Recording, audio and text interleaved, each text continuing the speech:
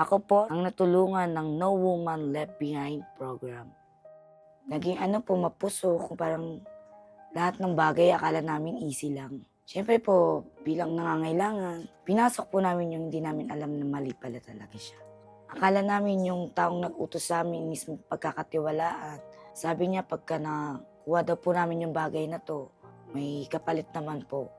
Pero hindi naman po namin alam na yung laman po na yung dala namin, pinagbabawal na gamot. Depressed po ako. Alos hindi ako makausap. Hanggang sa tinulungan po ako ng BJMP na ibalik yung dating sigla ko. Nag-aral na lang po ako. Nag-focus po ako sa mga gawain doon, mga activity namin sa araw-araw. Iningkayat po kami ng BJMP na maglibang o kaya bigyan namin ng pag-asa yung sarili namin. Hanggang sa maka-recover po, di naisipan ko po mag-aral kasi high school naman po ako sa Laya, tinuloy ko po doon. Mula junior high hanggang senior high. Tapos po, year 2024 po, paglaya namin, doon na po kami naka-graduate. Hindi namin nagawa sa Laya, doon ko-continue namin. Malaking tulong na po yun sa amin lahat ng mga PDL. Yung mga natutunan ko doon is about sa pagbibusiness, entrepreneur. Gagalingan ko rito para paglaya ko. Gagawin ko yun sa Laya. Hanggang ngayon na-achieve ko naman siya.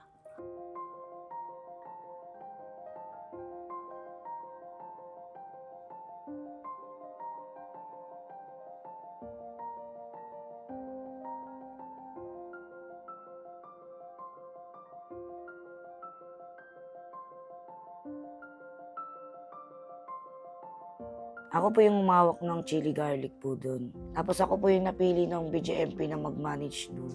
Kasi nakikita nila yung motivation sa akin na gusto ko talaga ng livelihood. Buong brigada po yun.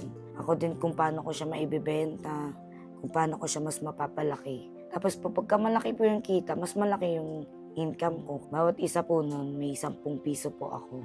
Pagka 100, 30 po sa akin doon bawat isa. Malaki-laki naman po kinikita namin doon. Sa chili sauce po, siguro sumasahod ako sa isang buwan po ng 1.5 hanggang pababa na po yun.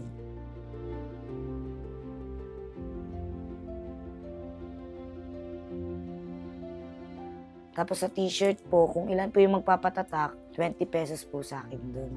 Pagka sobrang laki po, hinahatian ko yung mama ko.